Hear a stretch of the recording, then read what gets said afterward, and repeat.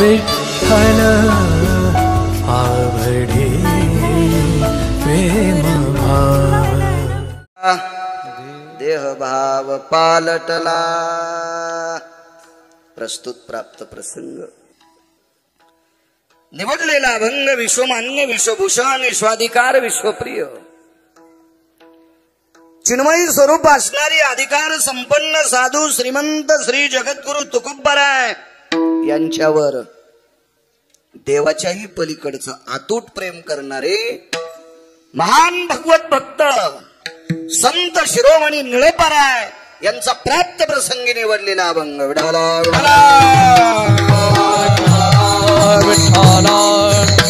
प्राप्त प्रसंगी निवडलेला अभंग माझ्या निळोबरायांचा आहे। ए खेकाना गपचिक बसा ना, काय शेपुड्या सारखा करता। विडाला विडाला विडाला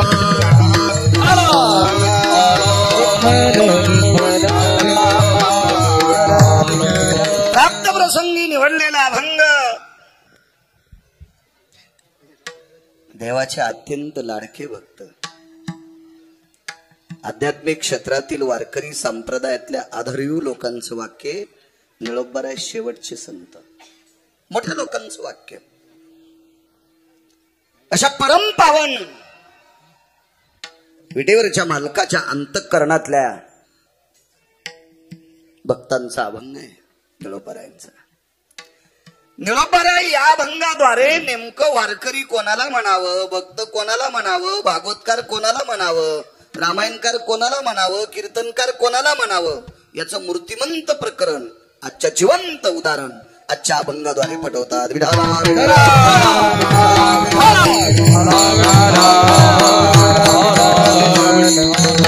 निळोबारायच्या अभंगातल्या पूर्वार्धात आपल्याला अभंगातून संप्रदायातून फेकून दिलं निळोबारायने। बसत नाहीत आपण नगुन तेजो आशा पाशी, आशा संपली ज्याच्याकडे आशा नाही, भक्त म्हणावे तयाशी। नगुन तेजो आशा पाशी, ज्याची आशा संपली तो भक्त आहे। गेले आशा पाशा निवारोनी निवारोनी, गेले आशा पाशा निवारो, गेले आशा पाशा निवारो, गेले आशा पाशा निवारो, इसे जानो जादेही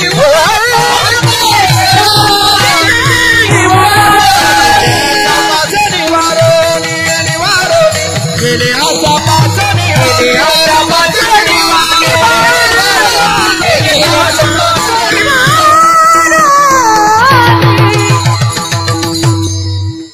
दोन वांगीकर म्हणले आपलं काय चलत आहे।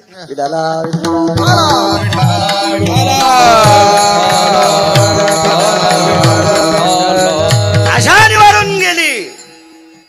स्वामी ती भक्ताची पहिली यादी।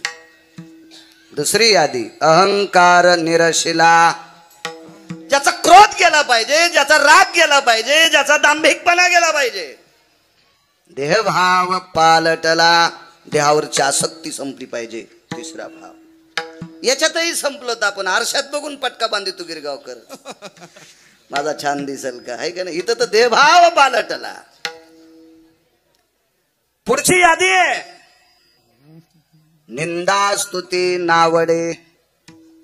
स्तुती आवडत नाही, निंदा आवडत नाही। पूज्यता डोळा न देखावी, स्वकीर्ती कानी न ऐकावे, हे भक्ताचं लक्षण।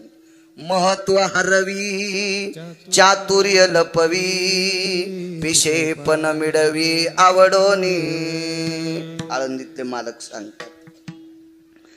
निंदा स्तुती नावडे, आवडतंय काय पाहता परब्रह्म आवडे। मालकाच्या व्यतिरिक्त जगातलं काहीच आवडत नाही।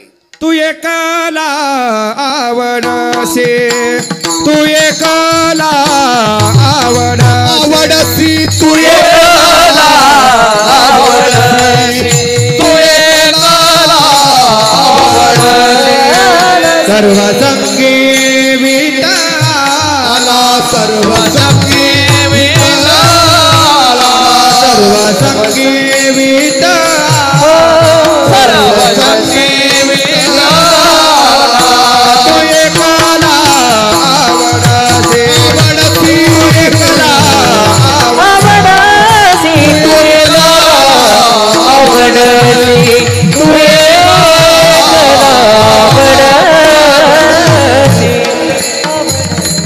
बाकीच्या सगळ्या गोष्टीचा विटाल आहे. तू एकला आवडसी पाहता परब्रह्म आवडे. आणि ही लक्षणं ज्याच्याकडे निळबाराय म्हणतात मी त्याला मानतो. निळातया ध्याता कोणाकोणाला? ज्याची आशा संपली एक, ज्याचा अहंकार गेला दोन, ज्याची देहावरची आसक्ती संपली तीन, ज्याला निंदास्तुती आवडत नाही चार, ज्याला फक्त देवच आवडतो पाच. या पाच लक्षणानं जो परिपूर्ण आहे निळोबाराय म्हणतात मी त्याला मानतो. इतरत्र कोणालाही चोमाळीत नाही. हा साधा सोपा सरळ अभंगाचा अर्थ. झालं कीर्तन.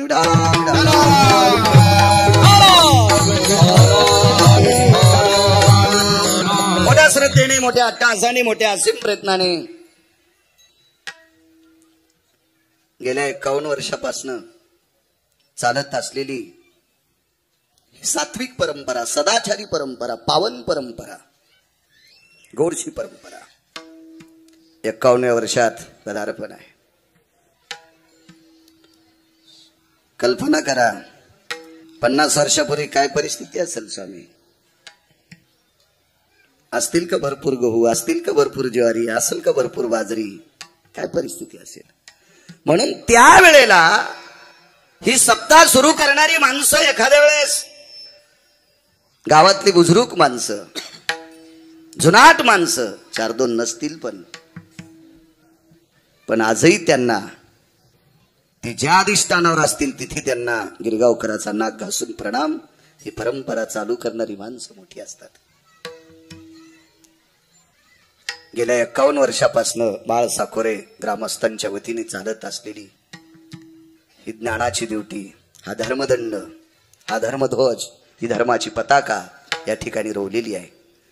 आणि त्या पवित्र परंपरेत माझ्यासारख्या सर्वसामान्य एका छोट्याशा अज्ञानी व्यक्तीला इथे बोलण्याचा योग येतोय. ते माझं महत् भाग्य.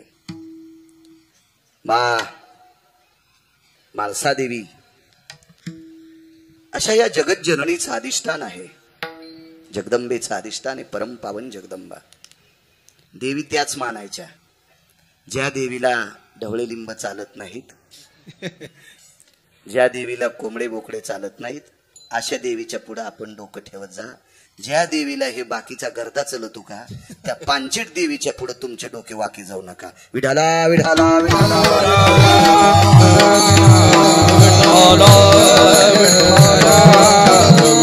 ज्ञानोबाराय तुकोबारायच्या राज्यातली माणसं आहोत आपण. आपण फार पवित्र प्रांतातली माणसं आहोत. या प्रांतामध्ये, या महाराष्ट्राच्या मातीमध्ये पंढरपुरातल्या मालकाला आणि काशीतल्या मालकाला कामाला लावणारी संत जन्माला आली. जगाच्या मालकाला या संतांच्या घरचं काम करावं लागतं. इतके अधिकारी संत ज्या प्रांतात जन्माला आली त्या प्रांतातल्या लोकांनी भंगिऱ्या देवायच्या पुढे वाकायचं नाही. विठाला विठाला.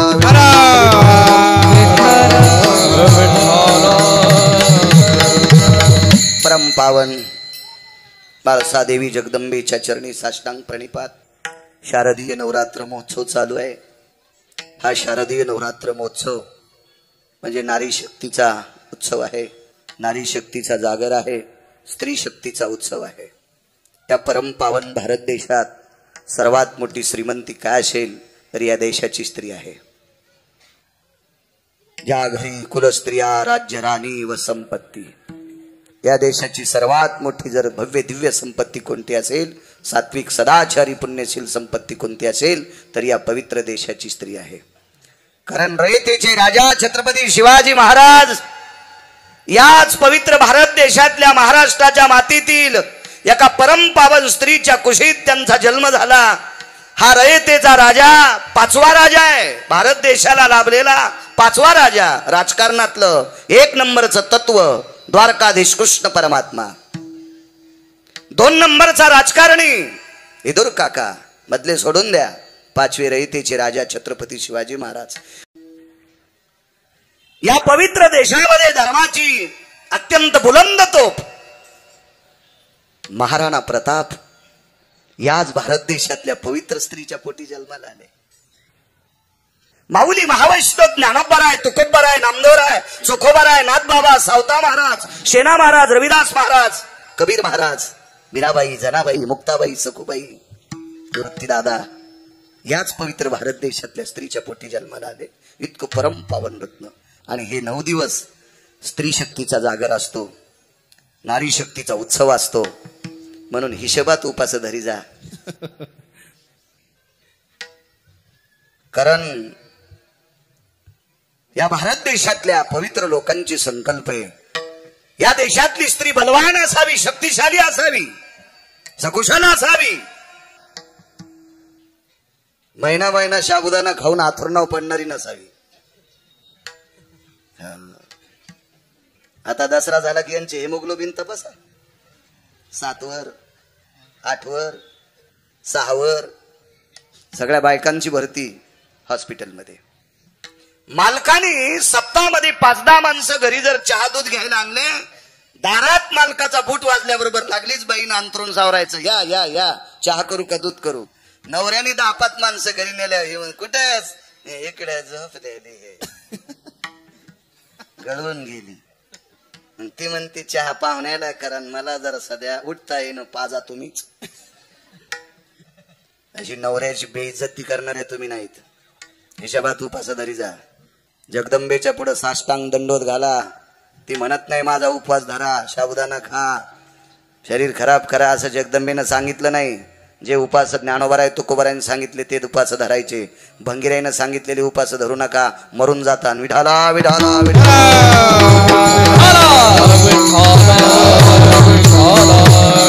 शारदीय नवरात्र महोत्सव म्हणजे स्त्री शक्तीचा जागर, नारी शक्तीचा उत्सव. या परम पावन भारत देशातल्या पवित्र नारींच्या चरणी गिरगावकराचा साष्टांग प्रणिपात. तुम्हाला कोटी कोटी शुभेच्छा देतो. मोठ्या श्रद्धेने, मोठ्या आतुरतेने आपला अमूल्य वेळ खर्च करून आलेला श्रोतावर्ग, तुमच्या चरणी साष्टांग प्रणिपात. महाराष्ट्राच्या मातीतील मृदंग क्षेत्रातील भगवान शिवजीनं आरक्षित केलेलं वाद्य, वारकरी संप्रदायामध्ये कुठलं वाद्य असावं म्हणून भगवान शिवशंकर देवादिदेव भगवान पंचाननाने आरक्षित केलेलं वाद्य म्हणजे मृदंग नावाचं वाद्य आहे.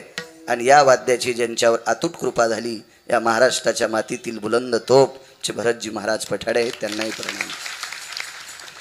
वारकरी संप्रदायात नाविन्यपूर्ण गोड अशा सुंदर चाली, गोडसा व्यासंग नित्यनेम असे आदरणीय मच्छिंद्रनाथ आप्पा वांगीकर, त्यांना सुद्धा मनपूर्वक प्रणाम करतो. तसेच उत्तरेश्वर बापू वांगीकर, त्यांनाही मनपूर्वक प्रणाम करतो. आमचे आदरणीय सदानंद गुरुजी, गोड गोड ज्यांचा आवाजावर प्रभुत्व आहे.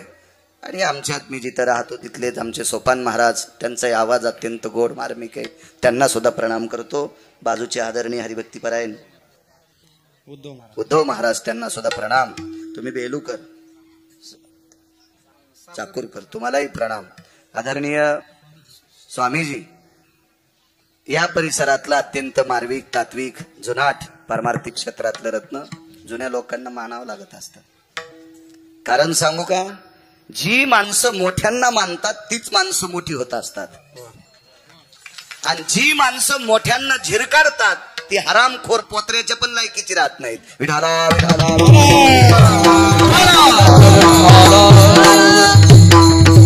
कारण जुन्या लोकांनी परमार्थ इथपर्यंत आणला म्हणून गिरगावच्या बाळूला कीर्तनकार होता आलं.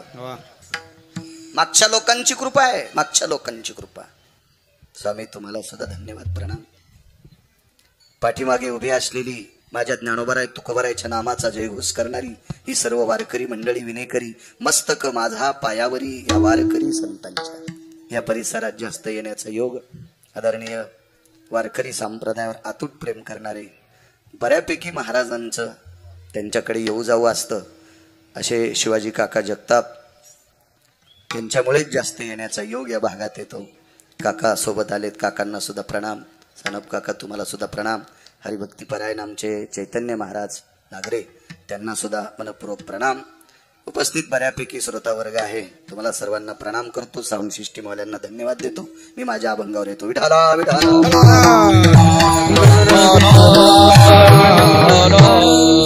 भक्त म्हणावे तयाशी नगुंते जो आशा पाशी. त्याची आशा निवाळून गेली तो भक्ताच्या यादीत आहे. श्रुतीशास्त्राचा एक सिद्धांत आहे. आशा ज्याच्याकडे काहीच नाही त्याला प्रेत म्हणतात. ज्याची आशा सगळी संपली का त्याला प्रेत म्हणतात. आशा जर कायमची संपली तर गिरगावच्या बाळूला गिरगाव दिसणारच नाही ना. तो प्रेताच्या यादीत आहे. आणि ज्याच्याकडे आशा जास्त आहे आप्पा त्याला गाढव म्हणतात. आशेचे बांधले आशेचे बांधले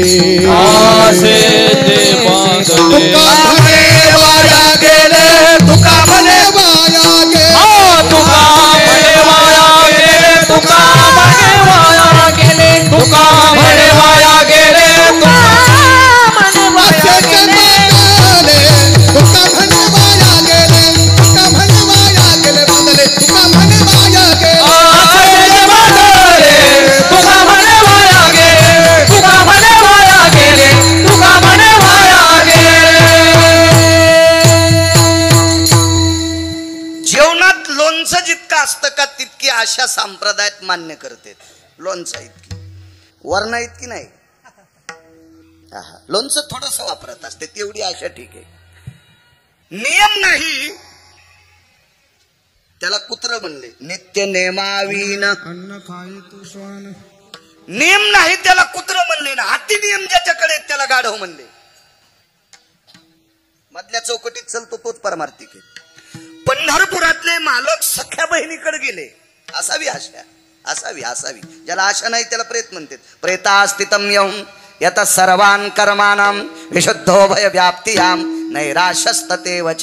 त्याला पोळीलं काय जाळलं काय गाळलं काय कापलं काय फेकून दिलं काय वड्याला फेकलं काय गंगेत टाकलं काय काय कळतं प्रेताला. काही कळत नाही त्याला. आशा असावी मोजकी लोणचं आहे. जगाचे मालक बहिणीकडे गेले आणि सांगितलं ताई मला भूक लागली ग. ताई साहेब विटेवरच्या मालकाला म्हणतात दादा माझा नित्यनेम राहिलाय रे. माझं स्नान होईल माझा पूजापाठ होईल माझ्या शरीराची चर्या होईल आणि मग मी कुकर लावीन. तेव्हा कुकर नव्हतं म्हणा.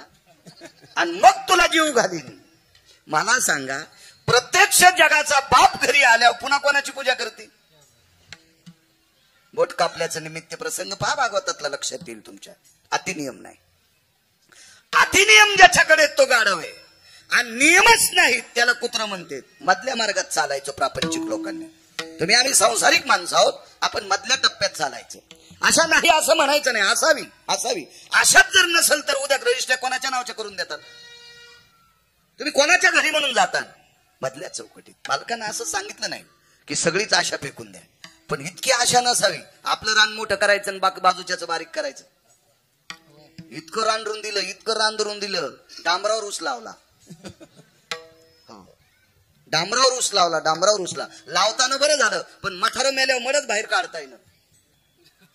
तिरडी काढायलाच रस्ता ठेवला नाही. बाप मेल्याच्या नंतर तिरडी काढायला रस्ता ठेवत नाही. इतकी जागा कोरी तू. याला कुठं आशा म्हणत असते का. हे गाढवाच्या पलीकडची व्याधी. विठाला विठाला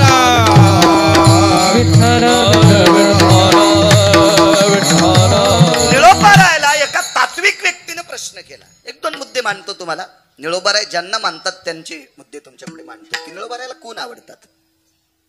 निळोबारायला सात्विक तात्विक सदाचारी पुण्यशील काही लोकांचे प्रश्न होते आणि काही चारवाकांचे सुद्धा प्रश्न होते.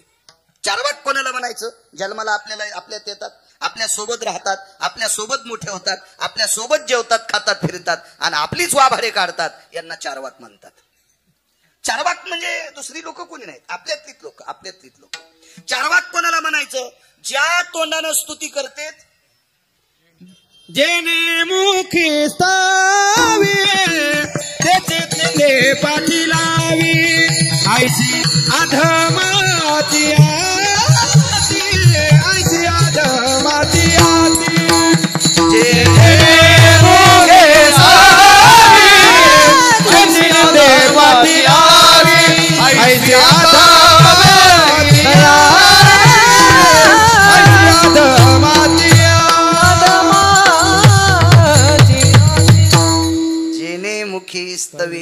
ज्या तोंडानं दुसऱ्याची स्तुती करतो त्याच तोंडानं दुसऱ्याचं इचकितो. गाथा पाठ असला तरी हरामखोरे. विठाला ज्ञानेश्वरी पाठ असली तरी नालायक आहे. इतराची चेष्टा इतराची चेष्टा इतराची चेष्टा इतराची चेष्टा हे तो खाने लागे विष्णा हे तो खाने लागे विष्णा हे तो खाने लागे विष्णा हे तो खाने लागे विष्णा हे तो खाने लागे विष्णा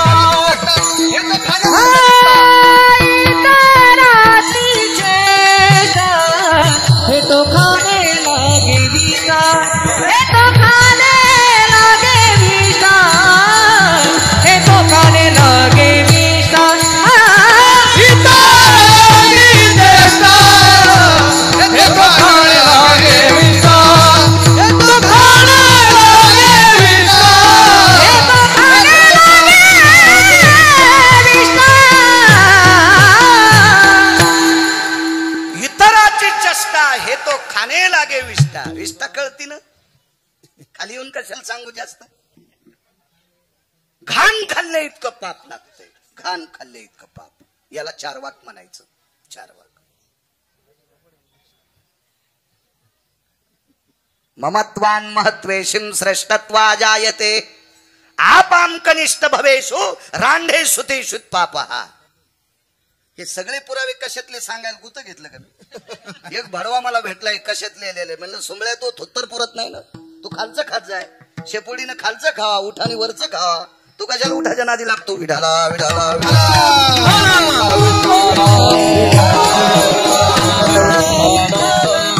स्वतःला मोठं म्हणणं आणि दुसऱ्याला कनिष्ठ समजिणं. व्याभिचार कृतो पापम पिता सैवश्व जायते रतेषु वात्सल्य भयो परासंगेषु यत पापायाम. खाली येऊन सांगू का तो त्याच्या पित्याचा नाही अशी श्रुती सांगते. विठाला विठाला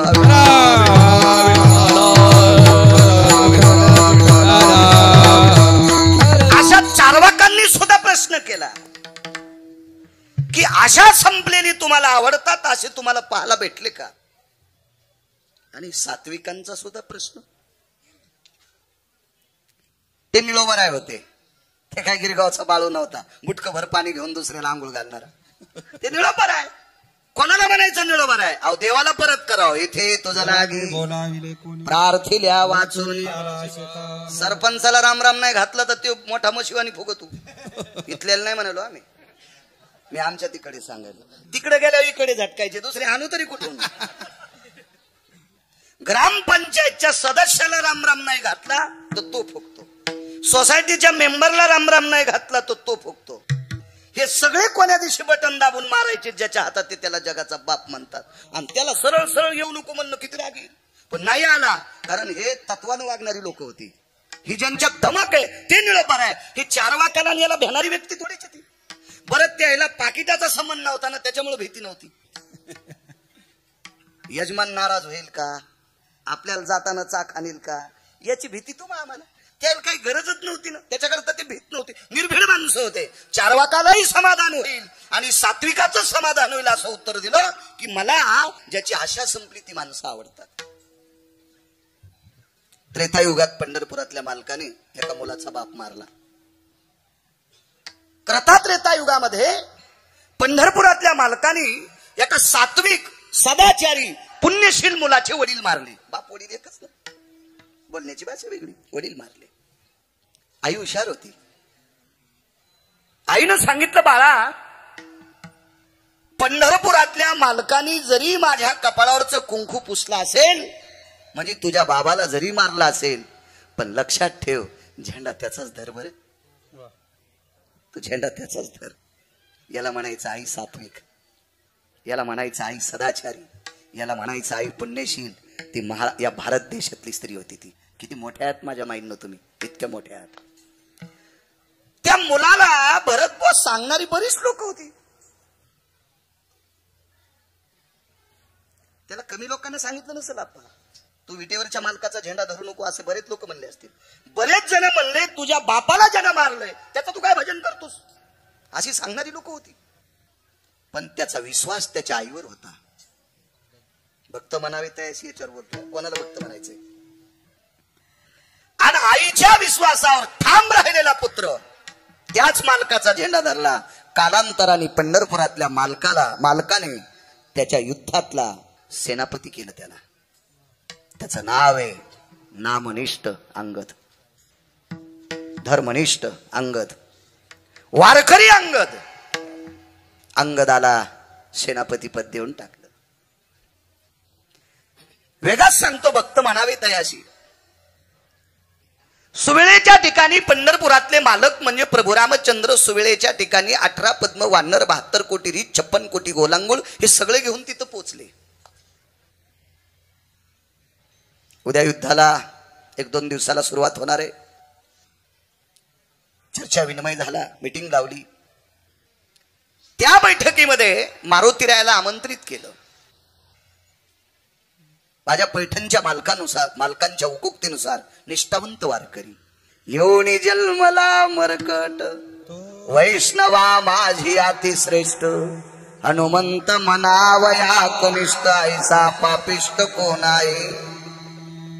मालक सांगतात पैठणचे, तो वैष्णवा माझी अतिश्रेष्ठ अशा नामधारकाला त्या बैठकीत आमंत्रित केलं.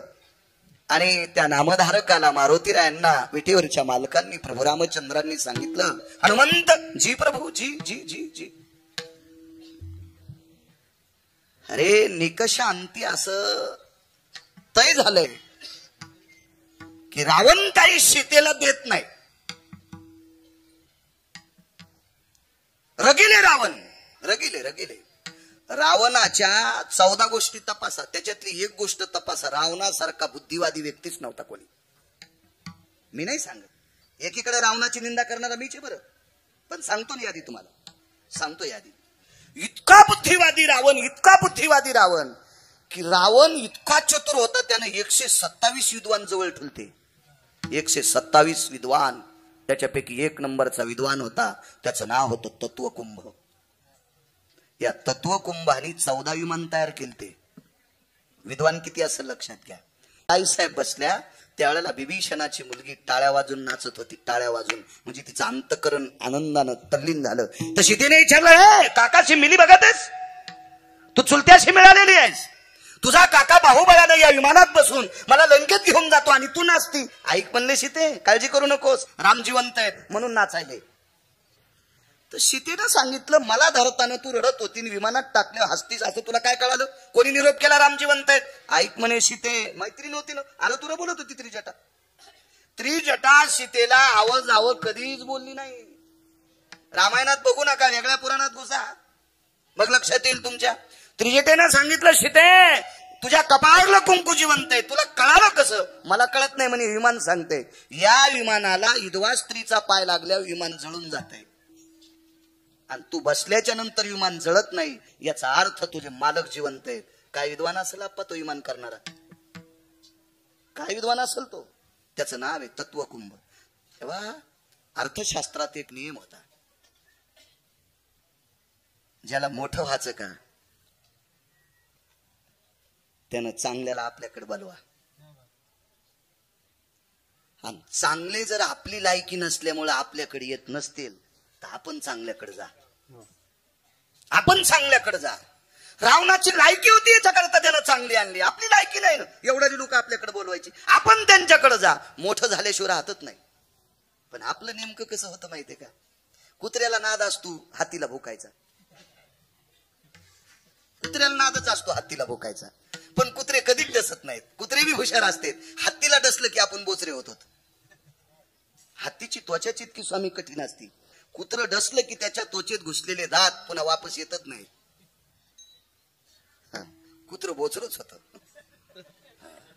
भुंकोनिया श्वान लागे हत्ती पाठी, भुंकोनिया श्वान लागे हत्ती पाठी, पोटे दुःखा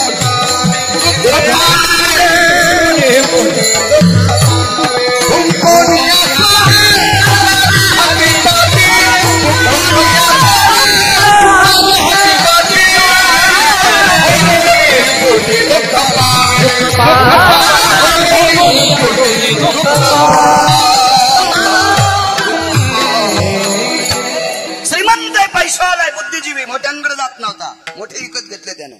मोठे विकत घेतले. रावण इतका चतुर आहे. रावण भक्तिसूत्रात मर्मज्ञ होता.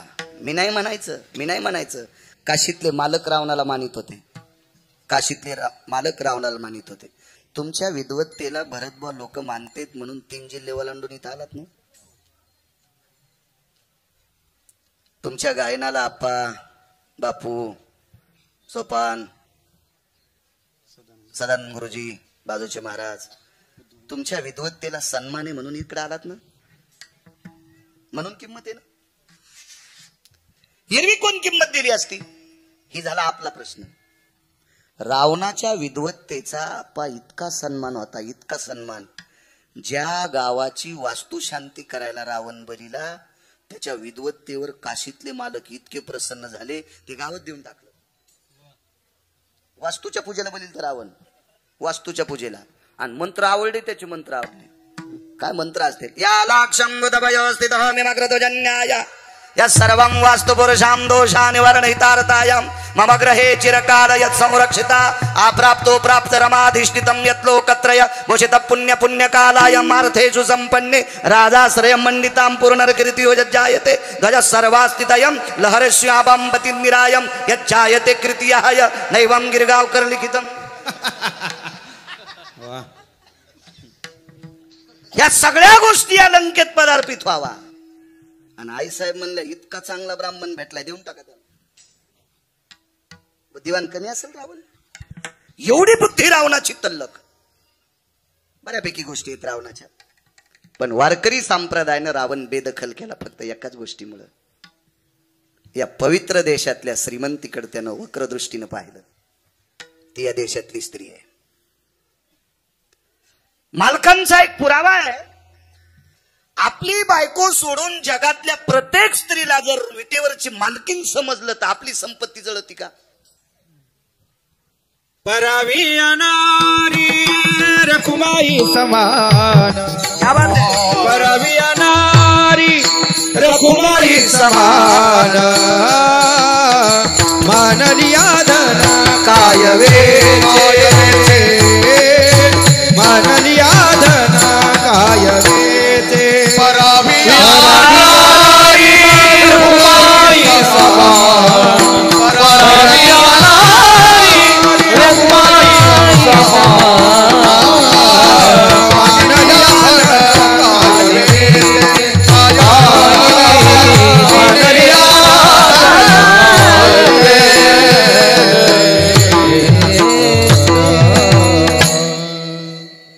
पराविया नारी रखुमाये समान. मानिलिया धन काय वेचे. आणि या परीक्षेत रावण नापास झाला. बाकी रावणाची एकही परीक्षा कोणी तपासायचीच नाही, इतका रावण श्रेष्ठ. आणि तो रावण त्याला शिष्टाई करता पंढरपुरातल्या मालकांनी अंगदाला पाठविलं. अंगद परत आले, देवाला सांगितलं, तो ऐकत नाही. म्हणून विटेवरच्या मालकानं मीटिंग घेतली आणि मारुतीरायला सांगितलं, तो बेटा सीता देत नाही आणि सीता नेल्याशिवाय मी राहत नाही. सीता नेल्याशिवाय मी राहत नाही आणि तो देत नाही. याचा अर्थ तो मरेपर्यंत सीता देणार नाही. आणि विटेवरचे मालक म्हणले, बेट्याला मारीन पण सीता नेईनच. त्याला मी मारीन पण सीता घेऊन जाईल. मग राजकारणात साम दाम दंड भेद या गोष्टी चलत असतात. यानं तिकडे उडून जाणं, त्यानं तिकडे उडून येणं, हे चलत राहत असतं. चलत पहिल्यापासून चलत आलंय. एक उंदीर दुसऱ्या उंदराच्या बिळात गेला बर का. हा वर चढ उंदीर असल्यामुळं तो बिळ सोडून पळू लागला बर का. पण पळत असणाऱ्या उंदरानं सांगितलं, तू काळजी करू नको, आपला पहिला वाद होता, आता भांडण नाही, आपण दोघं मित्र झालो. आता दोघं मिळून आपण चांगले चांगले पोते टोकरू बर का. चांगल्या चांगल्या गहू ज्वारीतले पोते फोडून आपण गहू ज्वारी खाऊ बर का. काळजी करू नकोस, तू काय ताण घेऊ नको. असे इकडचे तिकडे उंदर पळत असतात. पूर्वीपासून परंपरा आहे. विटेवरच्या मालकाने विचार केला, आपल्याला रावण असा मरत नाही म्हणून त्याचा भाऊ फोडला. तो खोडचीचा लालची होता. तो खोडचीचा लालची. रावणाच्या भावाला गिरगावकरानं वाईट म्हणावा मीच नाही, महाराष्ट्रातल्या एकाही कीर्तनकारानं बिभीषणाला वाईट म्हणण्याची पात्रता नाही. का? कारण तो आमच्यापेक्षा कोटीपटीनं श्रेष्ठ आहे. पण अष्टादश संतांपैकी एका मालकानं त्याला मूर्ख पदवी दिली. मनशी बिभीषण अरे तो महामूर्ख जाना. पण आपण नाही म्हणायचं. का म्हणायचं नाही? महाराष्ट्रातल्या कोण्या महाराजाचं घर पेटिल्यावर त्यानं भजन केल्यावर जण गाथा उलटा पाठ करू द्या, ज्ञानेश्वरी उलटी पाठ करू द्या. उलटी नसते पाठ करीत, पण करू द्या. कशी बी थांबू शकतं का आप्पा? आता मी भजन करतो, माझं घर जळताना थांबेल, त्याचं थांबलं. तुका म्हणे आगणे झाला से शीतळ, प्रतापे सबळ नामाची. देहूतले मालक म्हणतात अख्खी लंका जळाली पण बिभीषणानं घर जळू दिलं नाही. प्रतापे सबळ नामाची. हा झाला मालकांचा पुरावा. शपक पण पुरावा आहे. काही शपक पुरावे पण चांगले, गाण्यापेक्षा बरे आहेत ना. परवाला उत्तरेश्वर बापून वैकुंठवासी नामनिष्ठ धर्मभास्कर वक्ते बाबा पितृपण धरवाड्यात अभंग घ्यायची. आणि तू प्रमाण म्हणलं, तुका म्हणे पितृ आशीर्वाद. तो एक जण म्हणला हे शपक आहे. अरे तू मलंग भाईवानी कपडे घालीतून तू काय लायकी आहे शपक म्हणायची? मलंग भाई आमच्या इथं तेल इकायला येत होत, मुसलमान होतं मलंग भाई. तेल इकायला म्हणलं कपडे कसे असतील? आणि अशा मलंग भाईवानी कपडे घालीतून ते यायचं इचकू लागला. मी म्हणलं मुकाट्या बस. दुसऱ्याचं जास्त इचकिणाऱ्याला बायकोच्या साड्या धुवाची वेळ येत असती. विठाला विठाला.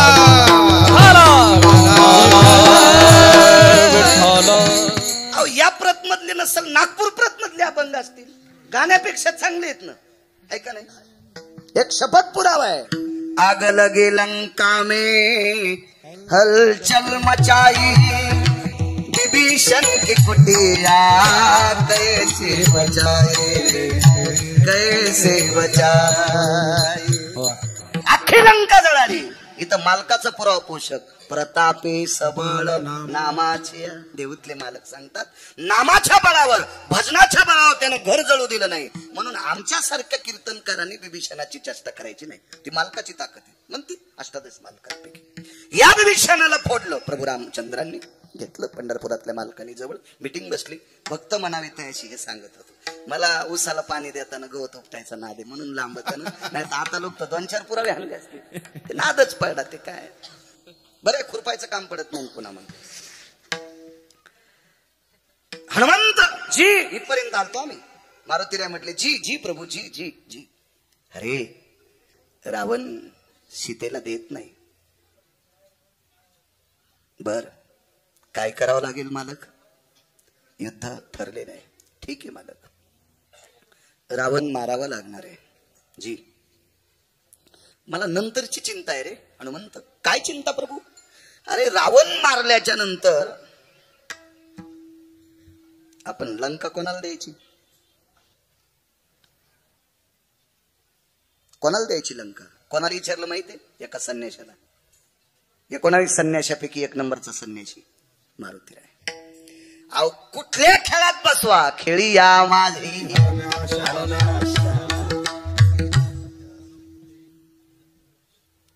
अहो एका बाईनं अमृताचा साठा केलता. तिने सूर्याकडे अशी बोट वाजून चुटकी वाजली. हे तेजो कांती भास्करा, ललाटम प्रपटले भय सौभाग्य प्रदायिनी, अर्जितम कुंकुमम ललाटस्तते वचम, यत्तेजो भय कांती सौभाग्य प्रदायिनी. जोपर्यंत तुझा प्रकाश आहे तोपर्यंत हिच्या कपाळावरच कुंकू कोणी पुसणार नाही. अमृत होतं तिच्याजवळ. ती चंद्रसेना नाव आहे. तिचं नाव चंद्रसेना. कोणाला म्हणायचं संन्याशी? मालकावर आतूत प्रेम करणाऱ्या बाईच्या दारात मारुतीराय लोळत होते. जिने तेज कांती प्रसन्न केला, जया चरणावरे लोळला, ते पियुष संचय ठेला सेना मनती तियेला. पियुष म्हणजे अमृत.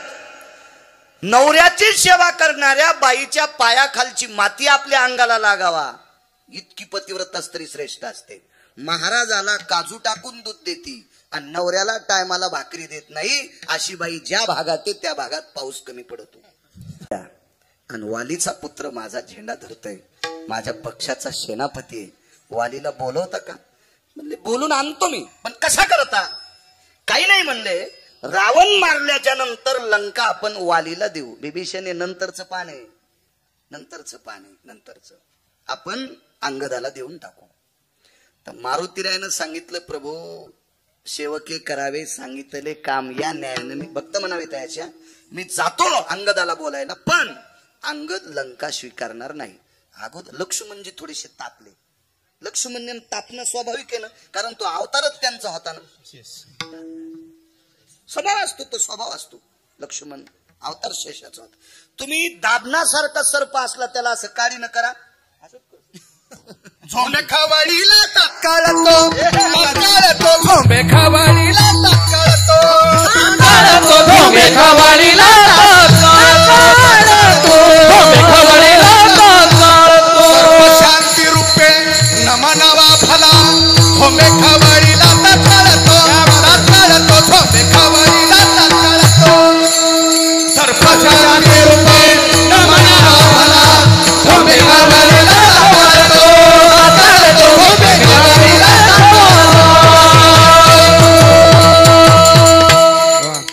आमच्याकडे मोतीराम महाराज, रंगनाथ गुरुजी, मारोतराव महाराज यांच्या नंतर वैकुंठवासी नथुराम बाबा केळकर झाले आपल्याकडे.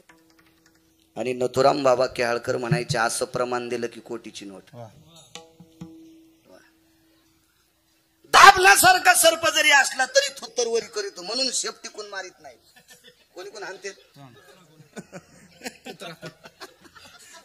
मराठवाड्यातली भाषा आहे. सापाला थुत्रा कोण हाणते, इंचाला शेपटी कोण हाणते, आणि आप्पा बचर बचर करणाऱ्याचे दात पाडते. माणसं हुशार आहेत, कोणाला कुठं मारावं लक्षात येते. शेषाचा अवतार लखनलालजी थोडासा अंश येईल ना, रागावले. पण कोणावर रागावले माहितीये का? ज्याच्यामुळे यांची भाऊजाई भेटायली त्याच्यावर रागावली. प्रभू रामचंद्राने स्थाप स्थाप स्थितेश यत प्रसन्नो वदनम भया रसना प्रिया सगर्भेषु यत्तापस्वीयति जायते. लखन, आपलं जर काम साधवायचं असेल तर ह्या संन्यासावर तापू नको बरं का. हे कामाचं आहे, नामधारक संन्यासी आहे. मारुती प्रभू रामचंद्रानं लक्ष्मणजीला सांगितलं, स्वभाव गरम.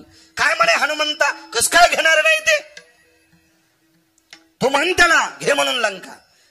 मारुतीराय म्हणले, लहाने मालक म्हणजे लक्ष्मणजी, तुमच्या आग्रह असतो मी म्हणण्याचा प्रयत्न करतो, पण माझे सुद्धा शब्द मातीत जातील याच्याकरता अपमान करून घेणं नको. मी काय अंगदाल म्हणत नाही.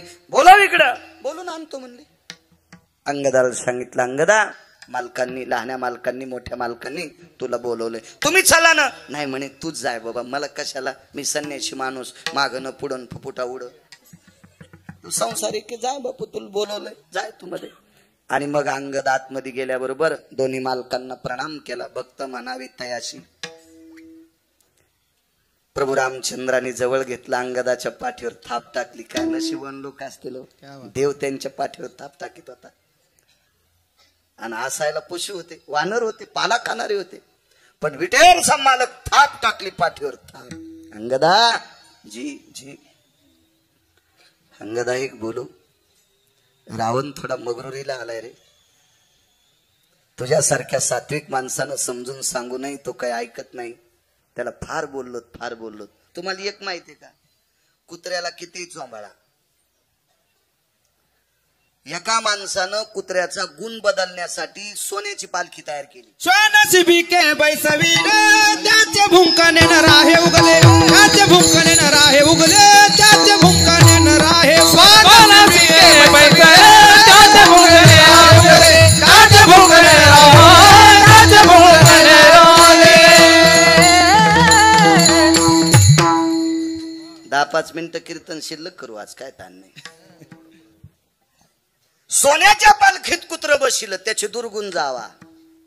स्वान शिबिके त्याचे भुंकणे राहे उगले. पण ते भुकतच ना, दुसऱ्याला पाहिल्या भुकतच. रावणाला 4 शिव्या दिल्या पुराणानं. सनिच्चैवस्ते यत्लंकेशायाम एकम आनदम सुनियायाम दशेश्वाननायाम स्वानस्तते यक्रियो जाबालीचा पुरावा आहे. रामायणात ना काहीच खूप. रामायण पाहिलं पण म्हणतात गिरगावकरांनी कशातलं सांगितलं, ऊसातलं. दुसरं पुराण बघा जा, खूप पुराण आहेत, खूप खूप पुराण आहेत.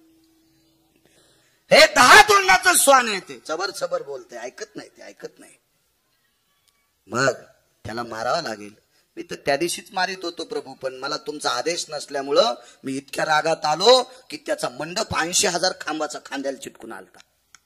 अंगदाचा 80,000 खांबाचा मंडप खांद्याला चिटकून आला. पुन्हा जागच्या जागेवर ठेवून द्या, कारण मालक म्हणले आपण चांगल्या माणसाला देणार आहे, त्याला राज्याला मंडप असावं का नाही, उघडं कसं द्यायचंय.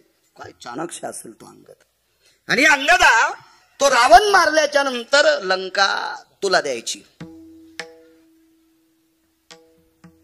हा शब्द प्रभू रामचंद्राच्या तोंडातून ऐकल्याबरोबर अंगदाचे डोळे रडत नव्हते, अंगदाचं अंतःकरण रडत होतं.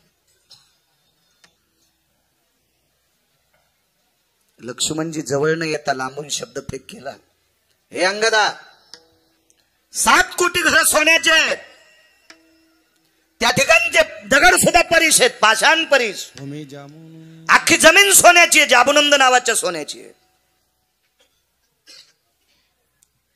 तुझे अश्रू आनंदाचे का दुःखाचे? शेषाने प्रश्न केला स्वामी. भक्त म्हणावे त्याशी सांगतोय, अंगदा एवढी मोठी सोन्याची लंका मालक तुला देऊ करतात आणि तू रडतोस, तुझं अंतःकरण रडतंय, अश्रू आनंदाचे का दुःखाचे? त्यानं सांगितलं दुःखाचे अश्रू आहेत. आनंदाश्रू 2 असतात, आनंदाश्रू आणि दुःखाश्रू 2 अश्रू असतात. लोकांच्या शेतात काम करणाऱ्याचं पोरग जिल्ह्यात पहिलं आलं आणि माईच्या कानावर वार्ता गेली, रडू लागली, रडू लागली. शेजारणीने विचारलं, माय रडती का? मी लोकांच्या शेतात काम करते, व्यवस्थित दप्तर नाही, चांगल्या वह्या नाहीत, नवे पुस्तकं नाहीत, कोणाकडे ट्युशन नाही, क्लास नाहीत, काही नाहीत, तरी जिल्ह्यात माझं पोरग पहिलं आलं, काय त्यानं माझी मान उंच केली, माय रडते. याला आनंदाश्रू म्हणतात, आनंदाश्रू. तर लक्ष्मणजीने विचारलं, एवढी लंका तुला प्रदान केल्याच्या नंतर तू रडतोस, या अर्थी आनंदाचे अश्रू आहेत का दुःखाचे अश्रू? दुःखाचे आहेत. कशा करता दुःख झालं तुला? लहाने मालक, सोन्याची लंका घेण्यासाठी मी मालकाचे भजन करत नाही, सोन्याची लंका घेण्यासाठी मी मालकाचं भजन करत नाही, मी स्वार्थी नाही, माझी आशा संपलेली आहे लहाने मालक. तरी पण लक्ष्मणजीला थोडासा ताव आला, तापले लक्ष्मणजी. येतो एखाद्या वेळेस राग माणसाला. मोठ्या मालकाने लक्ष्मणाची मांडी दाबली. लखन, अरे शांत, कसा शांत बसू दादा? एवढी मोठी सोन्याची लंका आपण त्याला देऊ इच्छितो, रावण मेल्याशिवाय लंका घेता येते का? रावण मारणं इतकं सोपं आहे का? आणि त्याला मारून आपण सोन्याची लंका देतो आणि तरी म्हणतोय हा रडतोय, मला दुःख वाटतंय, मला आवडत नाही, नेमकं काय? शेवटी अंगद होता. खरं काम करणारी माणसं कोणाचं ऐकून घेत नाही. बाय काय त्याच्या ज्याची खरी सेवा, त्याला काय भीती वाटते? काय भीती नाही. अंगदानं सांगितलं, मालक एक लक्षात घ्या, रावणाला मारल्याच्या नंतर मला लंका देताल, उद्याला मारुतीरायाच्या कृपेने बिभीषण बी तुमच्याच पक्षात येणार आहे. वार्ता कळाली ना? बिभीषण मारुतीरायाला भेटला होता आणि बिभीषणानं सांगितलं, मला दर्शन घेताना माझ्या दादानं लात मारली, माझा मुकुट कोलमडून खाली पडलाय, मला त्या भावाकडे थांबायचं नाही, मला प्रभू रामचंद्राकडे यायचं, काय करावं लागेल? मारुतीरायानं सांगितलं, फक्त पाय धरायचे, काम चालेल. तर अंगदानं सांगितलं, मालक उद्या रावणाचा भाऊ तुमच्या दर्शनाकरता पहाटे ब्राह्मी मुहूर्तावर येणार आहे, त्याला घेऊन येण्यासाठी मारुतीराय सोबत आहेत. आता लंका कोणाला द्यायची? नाही, लंका तुलाच देऊ ना. आणि बिभीषण पायात पडत त्याला अयोध्या देऊ. बिभीषण जर पायात पडला ना तर त्याला अयोध्या देऊन टाकू ना, पण लंका तुलाच देऊ. तरी अंगद म्हणले, लंका मी सुतळीचा तोडा सुद्धा घेणार नाही. आता लखनलाल तापले. भक्त म्हणावे तयाशी, आता लखनलालजी तापले. काय रे म्हणे अंगदा, वेडपट सारखं बोलतो, तुला काय चिल्लर वाटायलेत राम? रावण मारणं काय साधं तुला एखादा दगड फेकून एखादा पक्षी मारल्यासारखं वाटतं रावण? अरे कोण रावण आहे माहिती आहे तुला?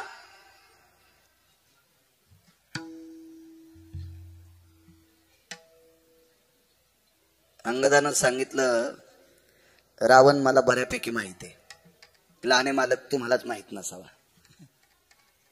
पण अंधारात बोलले बरं का अंगद, लोकात नाही बोलले. अंधारात बोलल्यामुळं जरसा काही राग नाही आला. बायकोनं मालकाचं चुकलं तर दार लावून आतमध्ये म्हणायचं, अहो असं नसतंय बाई, तुम्ही काहून असं करता, असं नका वागू, आपली मुलगी लग्नाला आली, आपला मुलगा नाशिकला शिकायला आहे, तुम्ही असं बुटा हरपून येत जाऊ नका. असं कुठं म्हणायचं? घरात. पण ह्या येड्यावानी करता, अक्कल गहाण थोली का काय? बुटारा हरपून येतात, लोकांच्या बाया ऐकत ढोसून येतात लोक. आणि काय होतं लोकांना जे गिन्ने केल्यानं? शहाण्याबाईनं आपली प्रतिष्ठा आपल्या घरात झाकावा, तिला पतिव्रता म्हणतात. आपलं वाण उघड करत नाही तिला पतिव्रता म्हणतात, आणि आपलं वाण दुसऱ्याच्या दारात नेऊन सांगती तिला अवदासा म्हणतात.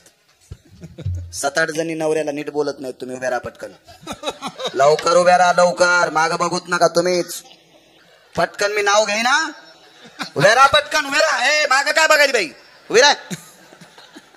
बरं राहू द्या, सप्ताह होऊ द्यायची नाही पुन्हा, एवढ्या वेळेस माफ करतो. त्याला वाटलं खरंच कळतं का नाही याला. विडाला विडाला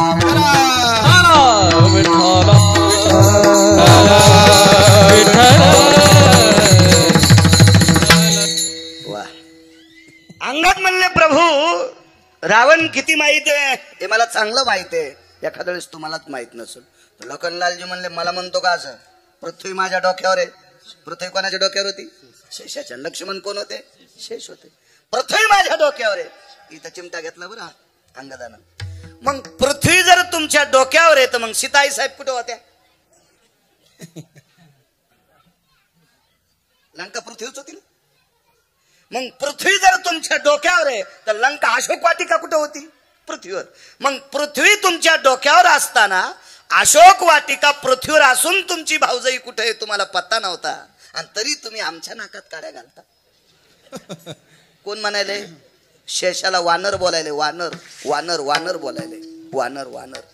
प्रभू रामचंद्रान मांडी दाबली, शांत बसणं. तुला किती वेळचं म्हणतो, काय शांत बसू म्हणे. जाऊ द्या बरं, सीताई साहेब कुठं होत्या नाही कळाल्या, पण लंका देणं इतकं सोपं आहे का? ऐकायला नाही मालक, ऐका ऐका, लंका तर घेतच नाही. पण तुम्ही लंका देणं चिल्लर गोष्ट आहे, चिल्लर. लंका घेणं माझ्यासाठी चिल्लर आहे, चिल्लर. आता लक्ष्मणजीला राग आला आणि म्हणले कशी काय रे लंका चिल्लर? ऐका म्हणे, लंकेचा राजा रावण, या रावणानं एके दिवशी माझ्या बाबाला एक शब्द चुकीचा वापरला होता. तो मात्र रामायणात आहे, तो बघा ना घरी गेल्यावर. खापक्या मोबाईल तुम्हाला भेताडासारखे, मला तरी तसा नाही. इचकान ते जरसा मोबाईल, त्याच्यावर कळल रावण काय म्हणला होता अंगदाला, तर वालीला.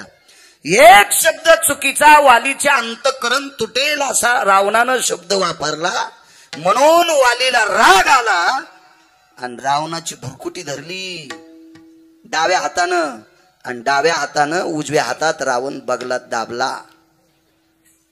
तर 4 समुद्राच्या आंघोळी होस तर रावण खाली पडलाच नाही.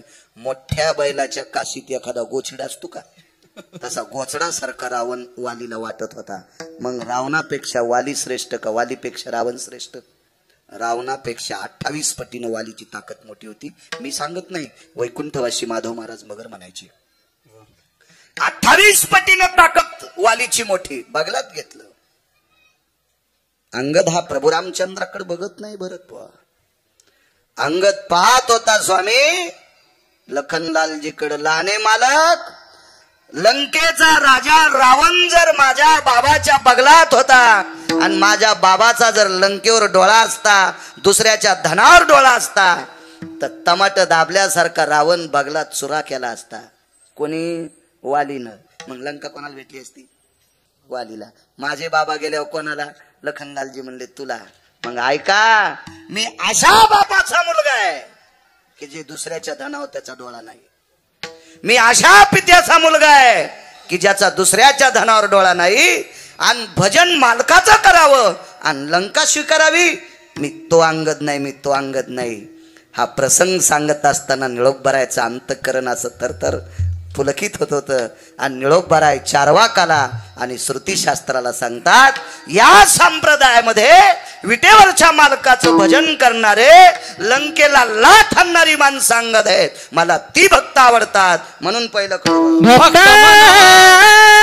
मना भेटयासी, भक्त मना भेटयासी, भक्त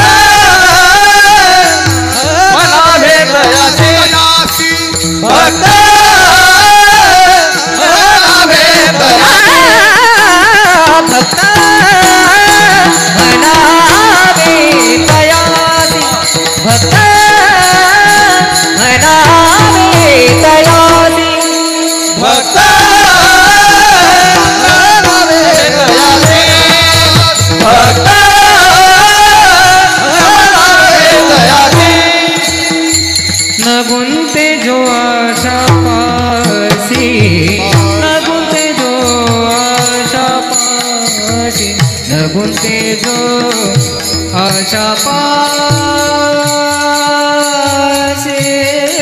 क्या बात है?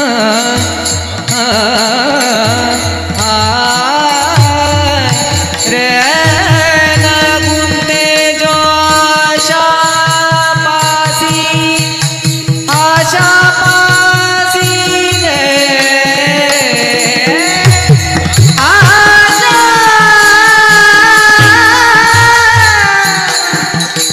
हे आशा पासी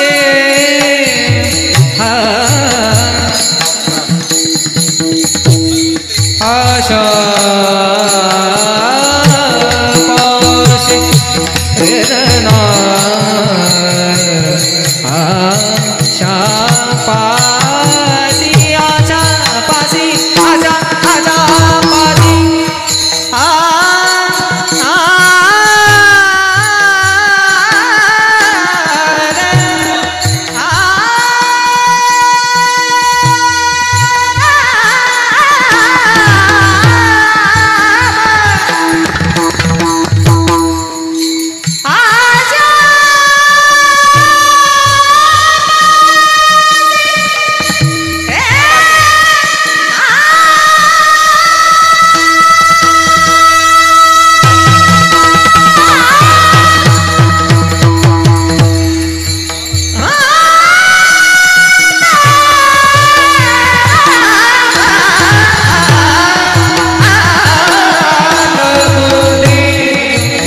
आशा पासी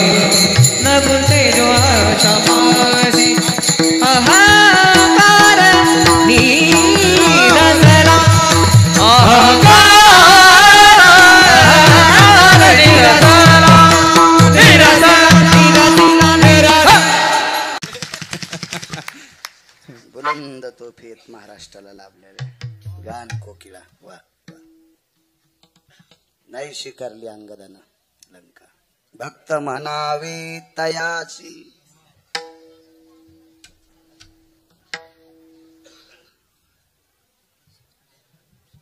द्वादश सोडायला पंढरपुरातली मालकीने एका वारकऱ्याची होती.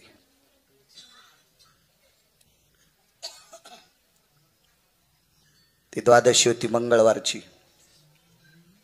एकादशी सोमवारची आलती. त्या एकादशीला भजन त्या वारकऱ्याचे इथं झालं. त्या भजनात पखवाज वाजवायला इंद्र होते, भजन म्हणण्यासाठी भगवान शिवशंकर होते, नारद होते, तुंबर होते, सांब म्हणजे शंकर होते. रात्रभर एकादशीचा जागर झाला. सकाळी द्वादशी सोडायची. काय स्वयंपाक करायचा? काशीतल्या मालकाचं, नारदाचं आणि तुंबराचं भजन ऐकत असताना, इंद्राचा पखवाद ऐकत असताना सगळे तल्लीन झाले. स्वयंपाकाचं कोणाला ध्यानच नाही. द्वादशीला काय करावं आपण ध्यान नाही कोणाला. करायचं काय आता? कशी द्वादशी सोडायची? हाईन वेळेला दही मागून घेतलं आणि भात शिजला आणि दही भातावर द्वादश सुटली. भगवान शिवशंकर जेवले, गिरिजा माता पार्वती आईसाहेब जेवल्या, ब्रह्मदेव जेवले, सावित्री आईसाहेब जेवल्या, इंद्र जेवले, शची जेवली, इंद्राची पत्नी शची, जयंत जेवले, जयंती जेवली, नारद जेवले, तुंबर जेवले. हे जेवताना बघायला पैठणचे मालक होते. हे सगळे लोक जेवत असताना पाहायला कोण होतं माहितीये? पैठणचे मालक होते. सगळी जेवल्याच्या नंतर चोखोबाराय बोरीच्या झाडाला हात दिला. भक्त म्हणावे तयाची. उदाहरण क्रमांक 2. दारात बोरीचं झाड होतं, त्या झाडाच्या गुंथ्याला हात दिला. धर्मपत्नी जवळ आल्या. नाव होतं सोयराबाई. धनी काय वाणी असेल हो. धनी धनी शब्द उच्चारला. धनी धनी. नवऱ्याला धनी म्हणणार बाई आहे का? तिने हातवरी करा, तिच्या चपलाची पूजा करतो मी. किती कीर्तनकार फोकल्यावर सुधरता तुम्ही. पहिली गोळी मला घाला. गुणाला किंमत आहे, देखाव्याला किंमत नाही. बाईनं मालकाला धनी हा शब्द म्हणत असताना जीभ वाकत नसेल, तुमच्या जिभेला वेल्डिंग झाली नाही, वाकू द्या, पण मालक म्हणी जा ना. जी स्त्री आपल्या मालकाला आदराचा शब्द टाकती त्या स्त्रीला पंढरपुरातला मालक हृदयात ठेवतोय. सोपं परमार्थ आहे, सोपा सोपा सोपा. आपलं काखात कळसन गावाला वळसा बिनगी बागला तर जन अख्ख्या बायाला विचारायली मै कळशी पाहिली का. ए द्वारका तू ह्याच बागलात कळशील, तू काय दुसऱ्या बायाला विचारायला. काही माणसाला चष्मा घालून रिकाम्या टायमात वरी घालायचा नाद असतो, असं वरी नेतेत रोज केला. आणि पप्याच्या माईल म्हणला, ए मा चष्मा कुठे. ती म्हणली, बाई तुम्ही कुठं ठोतात. 2 रट्टे दिले पप्याच्या माईला. ती तशीच उठली की माहेराला निघून गेली. महिनाभर ह्यो सप्ते तुंडू लागला. मग जाऊन सासूच्या पाया पडला, सासऱ्याच्या पडला, मेहण्याच्या पडला आणि पप्याच्या माईच्या पडला. म्हणला तुझ्या पाया पडतो, सप्तेशिवाय काही थाराच नाही. ती म्हणली, मारलंच कस काय. मा चष्मा विचारला, मग तुमच्याच डोक्याला होता ना.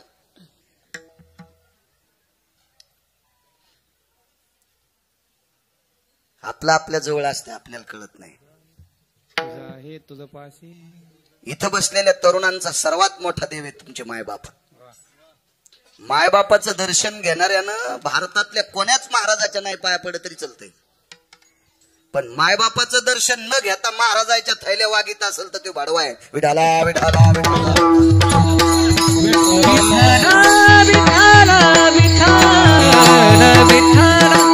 चोंभाळे चोंभाळीत असते. आपलं काम साधण्यासाठी चोंभाळे जवळ धरीत असते, पण त्या महाराजाला पण नरकाला जावं लागेल. आपा जो मायबापाची सेवा न करता महाराज जर त्याची सेवा करून घेत असेल तर महाराजांना सांगायचं, तू सगळ्यात मोठे देव तुझे आई वडील आहेत. सकल तीर्थाचे जे का जाण माता पितरे. आई वडिलांची सेवा कर, मग तू आमच्या थैल्या उचल. सगळ्यात मोठा देव तुमच्या ते. असो धनी हा शब्द वापरला. साधी बाई हो, साधी बाई, धनी शब्द वापरला. काय सोयरा, मालक आणि मालकीन जेवायच्या राहिल्यात. चोखोबरायनी बोरीच्या झाडाला हात ठेवला, जवळ सोयराबाई गेल्या आणि छपराच्या पलीकडून जगाचा बाप उभा आहे, पलीकडून जगाची मालकीन गेली. काय काम, काही नाही म्हणे, आजच्या द्वादशीला आपल्या पंक्तीला चोखाला बसवायचंय. काय निर्णय गोड. चोखा जी मालक, जी जी या इकडं बसा. इथं चोखोबराय म्हणतात, मालक द्वादशी तुम्ही सोडा, तुमच्या पात्रातला उरलेला दही भात आम्ही प्रसाद म्हणून घेऊ. खांदा दाबला विटेवरच्या मालकाने. बस चोखा, बस बस बस. माझ्या मंगळवेढ्याच्या मालकाला चोखोबरायला खाली बसवलं आणि विटेवरचे मालक बाजूला बसले.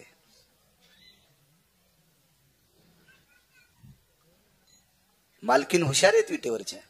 मालकिनीच्या लक्षात आलं, चोखोबरायला एका मांडीला घेतलंय आणि आपले मालक दुसऱ्या मांडीला सोयऱ्याला घेतेन. आपलं असं ढोलक वाजन, आपलं पुण्य कमी पडेल म्हणून तात्काळ सोयराबाईचा हात धरला आणि विटेवरच्या मालकिनीनं सोयराबाईला आपल्या मांडीच्या बाजूला घेतलं. देव भक्ताच्या सानिध्यात देवाला लय आवडत. आणि मग देवानं आवाज दिला, ए कर्ममेळा, ए कर्ममेळा. जी मायबाप, मायबाप शब्द त्या काळात, मायबाप हा शब्द चोखोबरायचा होता. जी मायबाप हा रानोबा नावाच्या वारकऱ्यांनी प्रसिद्ध केलेला शब्द. रानोबा हे कर्ममेळ्याचे आजोबा होते. कर्ममेळा, जी मायबाप इकडे या. चोखोबरायला आरोतुर आणि चोखोबरायच्या मुलाला विटेवरचे मालक आव जावं, या कर्ममेळा, या इकडे या या या या या. कारण सांगतो, रानोबा कळाल्यावर भजन करीत होते. चोखोबरायला बापाची परंपरा म्हणून भजन करता आलं, पण चोखोबरायला झालेला मुलगा झाल्या झाल्यात भजन करीत. उपजत कर्म मेळा वाचे विठ्ठल सावळा, वाचे विठ्ठल सावळा.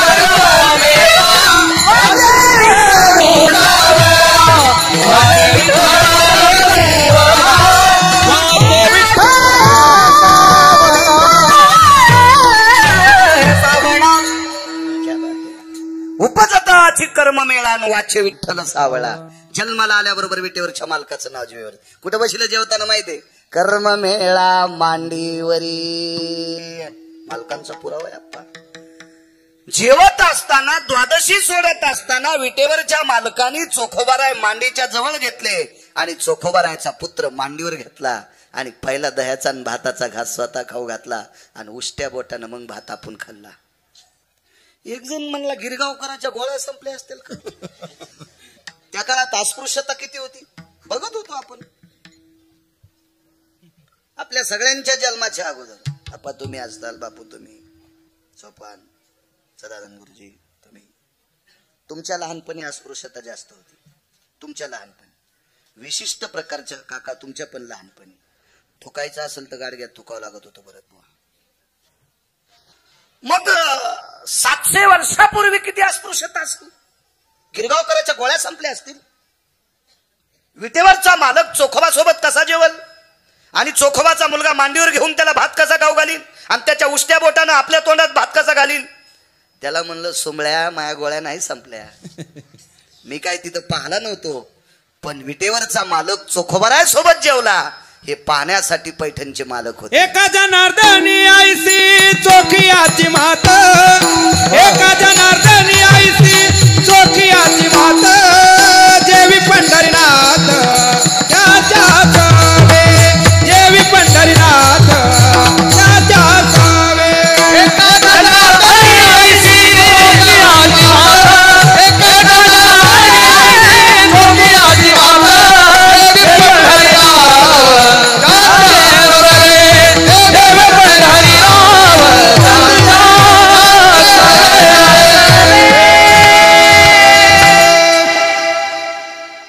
गिरगावकर म्हणे नाही एका जनार्दनी आयसे चोखियाची मात, जेवे पंढरीनाथ त्याचे घरी किंवा त्याचे सवे. मालक जेवले. पैठणचे मालक सांगतात. पर पैठणचे मालक सामान्य अधिकारी 36 वर्ष जगाचा बाप त्याचे कपडे धुवाला. एवढ्या अधिकाऱ्यांचं वाक्य. जेवण आटपलं. आईसाहेब घरी आल्या, मालक घरी आले.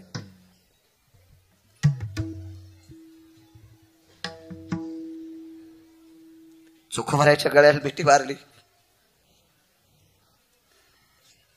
रडू लागले. एकादश नयन पाजारती. ज्या वेळेला पंढरपुरातले मालक आणि चोखोबाराय मिठी मारतात आणि विटेवरचा मालक चोखोबारायच्या खांद्यावर डोकं टाकून ज्या वेळेला धाय मोकलून रडतो, हा प्रसंग पाहिल्याच्या नंतर काशीतले मालक एकादश म्हणजे 11 डोळ्यानं रडत होते. 11 डोळ्याने एकादश नयन पाजारती. हे तू चोखा. भगवान आले रावळात. आईसाहेबांनी विचारलं मालक का रडता, का रडता, कशा करता रडता तुम्ही. विटेवरच्या बालकाला सांगितलं सोयरा पहाटेच्या प्रहरी भजन चालू असताना एकदा चोखोबाराय उठून गेलते. तुला माहिती कशाला गेलते, कशा करता गेलते. एका श्रीमंताची गाय मृत्यू पावली होती आणि ती मेलेली गाय उजडायच्या आत त्याच्या दारातून लांब वडून नेऊन टाकायची होती.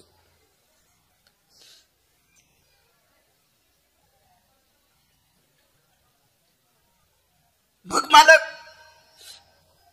लक्ष्मी रुक्मिणी त्या श्रीमंत माणसाने चोखावर कृपा केली आणि त्या काळात शेर आदली तांदूळ त्यानं चोखोबाला देऊन टाकले होते.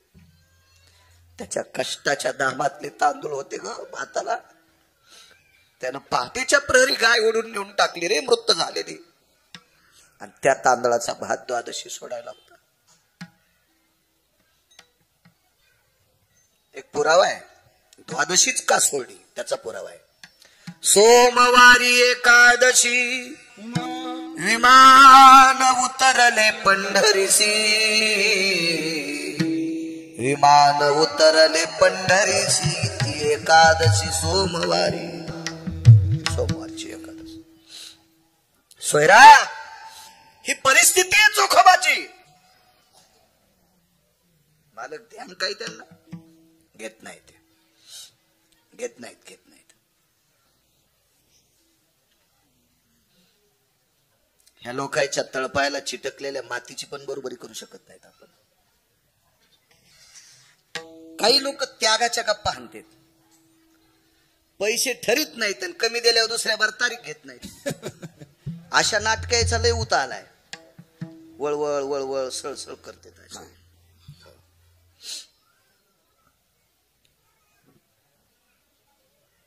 ते चोखोबर आहे.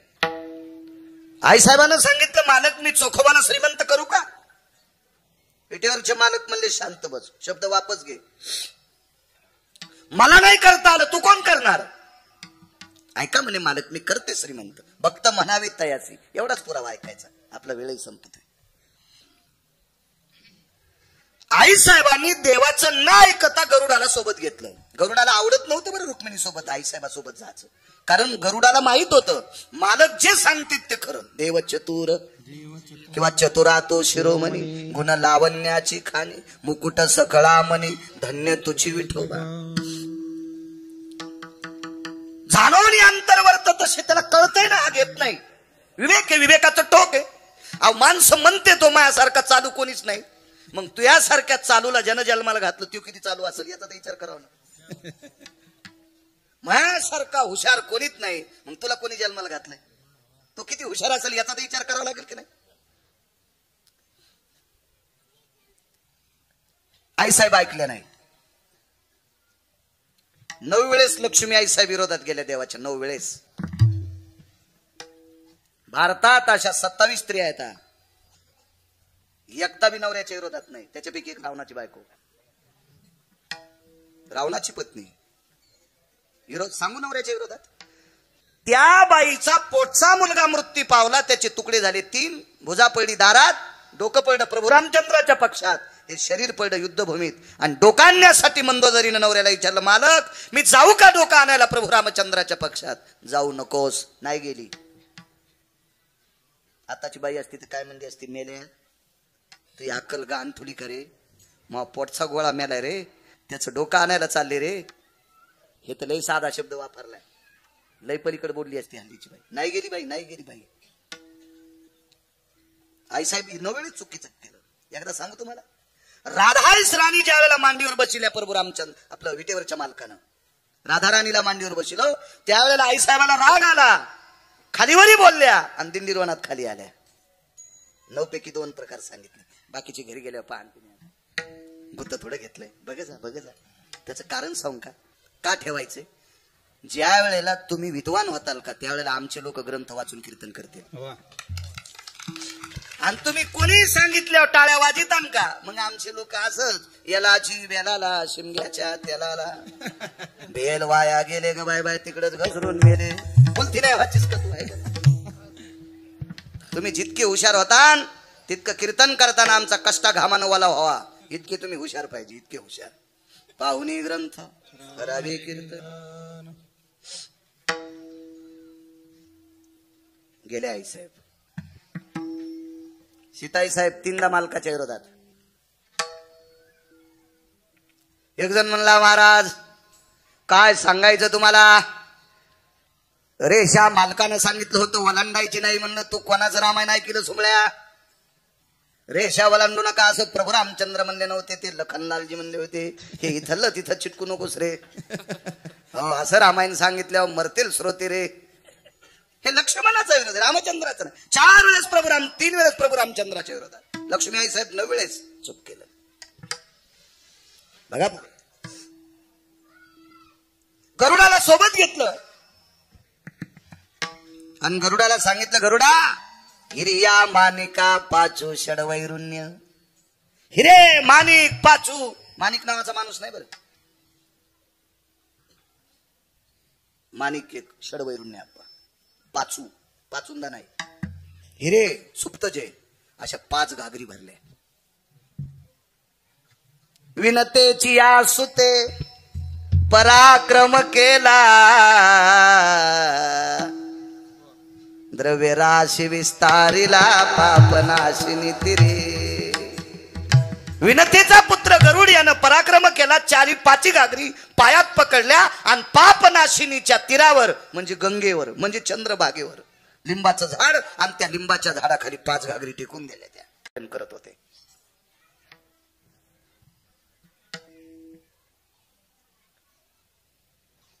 चोखोबाराय अंत्यविधी करून आले. सोयराबाई सोबत होते अंत्यविधीला. फक्त कोणाच्या अंत्यविधीला गेलते ते तुम्ही घरी गेल्यावर पहा. अंत्यविधी आटपला, दोघांचे स्नान झाले चंद्रभागेच्या तीरात. आणि चंद्रभागेमध्ये स्नान आटपल्याच्या नंतर चोखोबारा म्हणतात, सोयरा तू आता कालवण भाकरी घेऊन ये. पूर्वीच्या काळात भाजीला कालवण म्हणत होते. तू कालवण भाकरी घेऊन ये, मी तोपर्यंत भजन करायला जातो.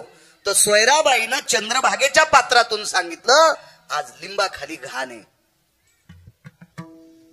आज लिंबाखाली घाण आहे, तुम्ही तिथं बसू शकणार नाहीत. हे ज्याच्या पत्नीला कळतंय त्या बाईचे मालक किती अधिकारी असतील कल्पना करा. जाऊ नका मालक, त्या लिंबाखाली घाण आहे, घाण. चंद्रभागेचं तीर ओलांडलं, पात्राच्या वरी आले, पाहतात तर षडवैरुण्याच्या 5 घागरी बसले पडल्या येतात, टेकलेल्या आहेत तिथं. गरुड आकाश मार्गाने पाहत होता. आईसाहेब महालात येतात. चोखोबाराने लिंबाचा त्याग केला. तिसऱ्या दिवशी लिंबच वाळला. तिसऱ्या दिवशी लिंबच वाळला, लिंबच वाळला. भगवान म्हणतात, लक्ष्मी चोखोबाराला श्रीमंत केलंस. हो, ते जिथं भजन करते तिथं मी 5 घागरी नेऊन ठेवल्यात. त्याच्यातली एक घागरी इकली की 9-10 जिल्हे घेता येते विकत. तुला माहिती आहे चोखोबाराने घागरी घेतल्या का म्हणून? नाही, गरुड निरोप घेऊन येईल. बोलव ना गरुडाला. तिसरा दिवस आहे. गरुडा, आवाज दिल्याबरोबर गरुड वापस आले. बिना पाण्याचं ना 3 दिवस आकाशातच. मालकीने सांगितलं पण, नाही तर गिरगावचा बाळू घागर नेईन. आमच्यावर घेतल्यावर खसखस पिकली. तुम्ही लय तुकाराम महाराजात चुलते आहेत का? तुम्हाला गाव झाल्यावर तुम्ही नसती घेतली का? पण आपल्यावर घेतलं की अशी खसखस पिकत यायची होगी. म्हणून गरुड आकाशात आहे. द्रव्य सत्पात्र दिलं पाहिजे, सर्वाभूती द्यावे आणि द्रव्य पात्र पैसे कोणाला द्यायचे नाही.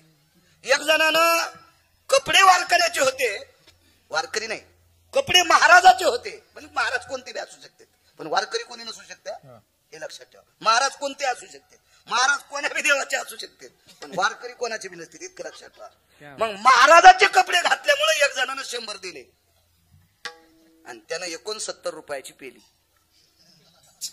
आणि घरी जाऊन पप्याची माय मारली. पाप कोणाला? 100 रुपये देणाऱ्याला. म्हणून द्रव्य पात्र विचार. द्रव्यानी कन्या येथे कुळकर्म शोधन्या, येथे कुळकर्म शोधन्या, येथे कुळकर्म शोधन्या, येथे कुळकर्म शोधन्या, येथे कुळकर्म शोधन्या, येथे कुळकर्म शोधन्या. कोणालाही पैसे द्यायचे नाही, कन्या कोणाही नालायकाला द्यायची नाही. शेषानं मुलीला सांगितलं होतं, ऐके सुलोचने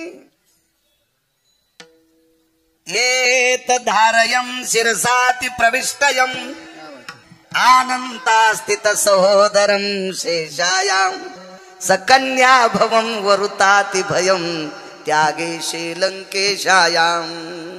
शेष म्हणतो, हे मुली, राजा रावणाचं कुळ आपल्यासाठी पोषक नाही, करू नकोस त्याच्या मुलासोबत लग्न, हे शेषानं सांगितलं.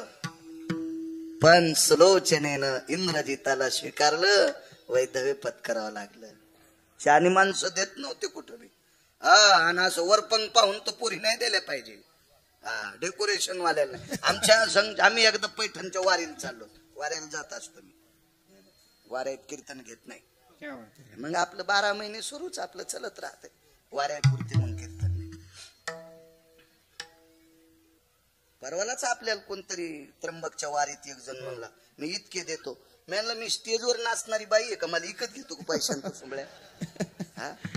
मला कशाला देतो म्हणलं इतके पैसे? मी त्र्यंबकला वारीला जात असतो, मला कशाला इतके पैसे द्याल? तू मी बाई गी आहे का घुंगरगणात बांधून नाचणार? इकत घेतो मला? तो गपचिकत बसलं, त्याला माहितच नाही किती ग्रह गेले म्हणून. वारीला चाललो तर आम्ही ते एक जणाच्या घरी, आम्हाला त्यानं चहा पाजला. घेत असतो काळा चहा नुसतं दूध. एक जण म्हणला, दूध घ्यायचं का? म्हणलं, मी का बोके आहे का काय? नाही, चहा घेत असतो.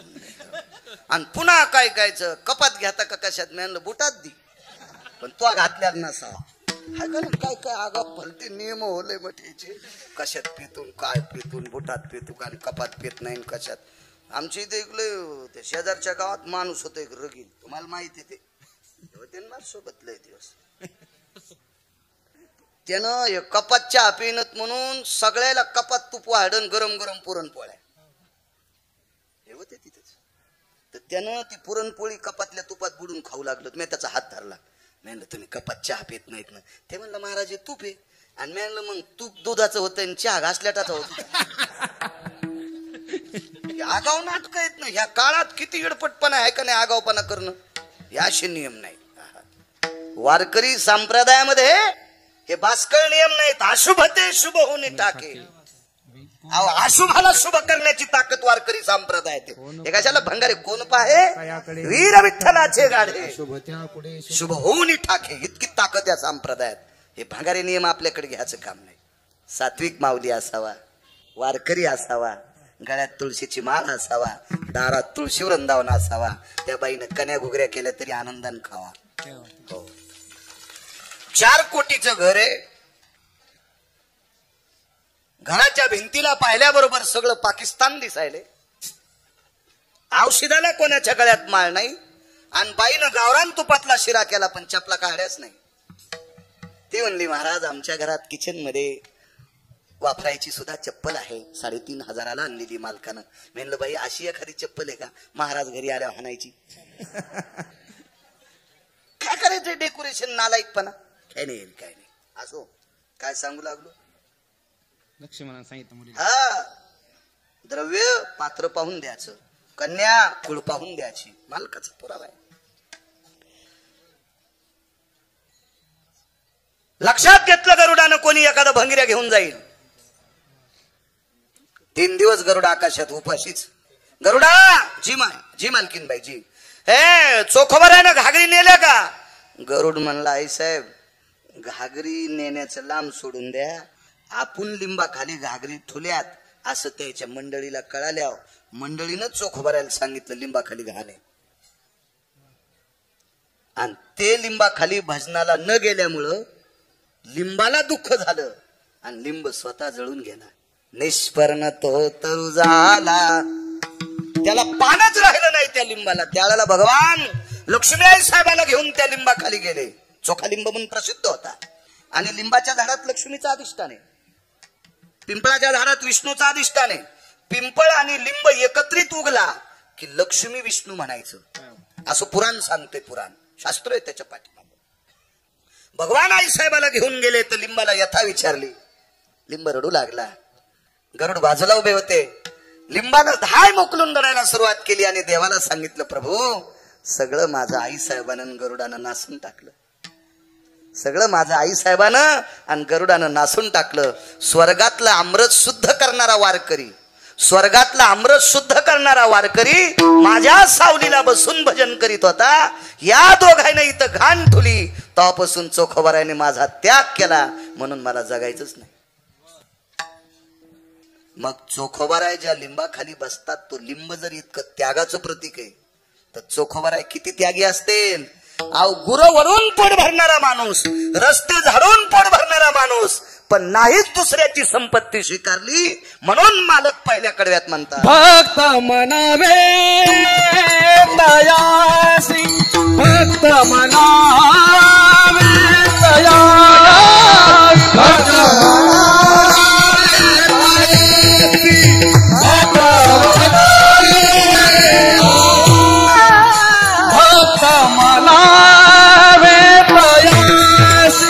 भक्त मनावे तयास.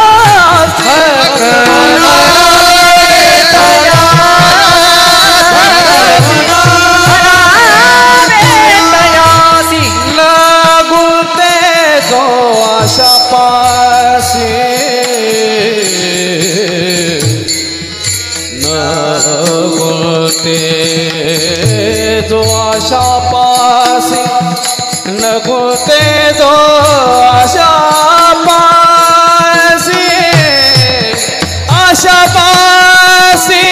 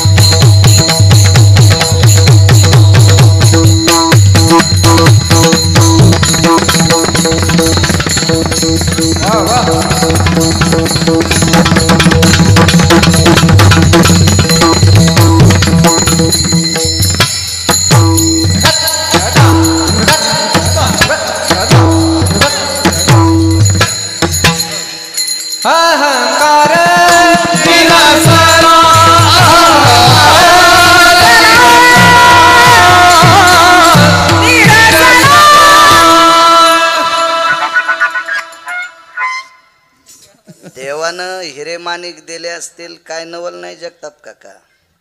आपा 124 यज्ञ केलं, अमृत शुद्ध नव्हतं झालं. 124. आता यज्ञ अष्टमीला करता ना तुम्ही. यज्ञाची सांगता कशाने असती सांगता येईल का? यज्ञाची सांगता पूर्णावती नाही. वा वा वा. विडाला विडाला विडाला. 124 यज्ञ केले, 123च केले. 24वा यज्ञ करण्यासाठी मुलगी लागती.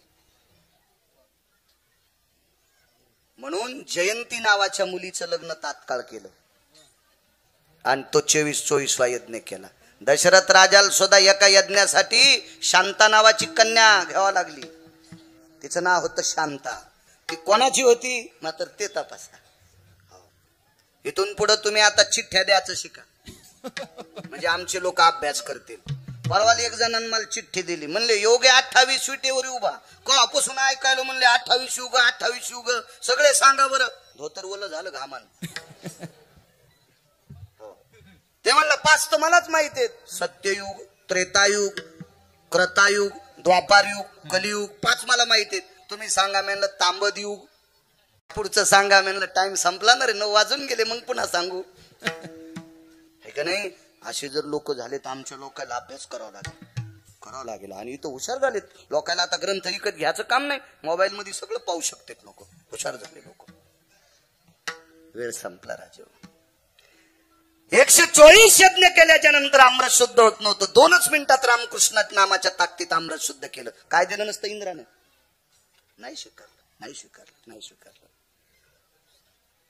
एका बाईला वैकुंठ देव केलं, स्वर्ग देव केला.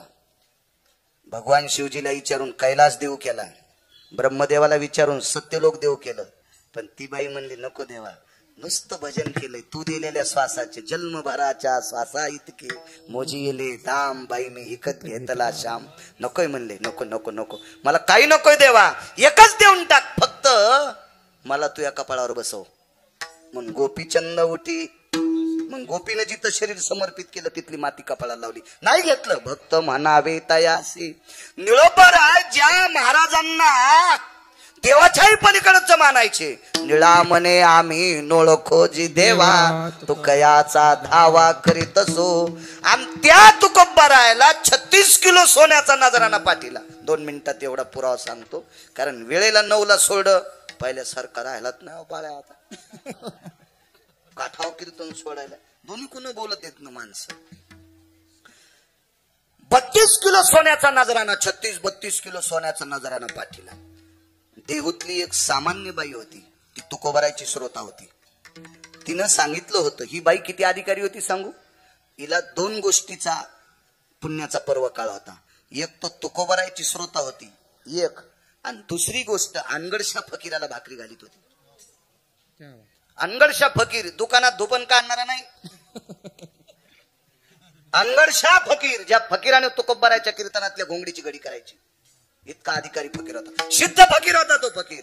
त्या फकीराने चिमटा वाजल्याच्या नंतर पाऊस पडत होता. लाई लाई लाई ला लाई लाई लाई ला लाई लाई लाई ला लाई लाई लाई ला लाई लाई लाई ला लाई लाई लाई ला.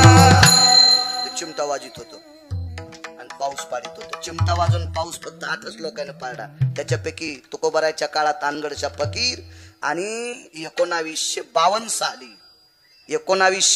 साली आग्र्यामध्ये एक साध्वी स्त्री होती. आग्र्यामध्ये एक साध्वी स्त्री होती.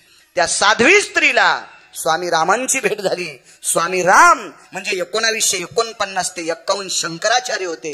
आणि शंकराचार्याच्या हातात आग्र्यातल्या स्त्रीनं तो चिमटा दिल्याच्या नंतर 27 दिवस पाऊस नव्हता. आग्र्यात पाऊस पडला. ती एक बाई अधिकारी होती. बाकीच्या पुन्हा घरी गेल्यावर पहा. अशा अनगडशा फकीराला भाकरी घालायचा योग त्या म्हातारीला. तुकोबारायची श्रोता होती तुकोबारायची. आणि तिला छत्रपती शिवाजी महाराजांचा गुमास्ता भेटला. का रे कुठे निघाले?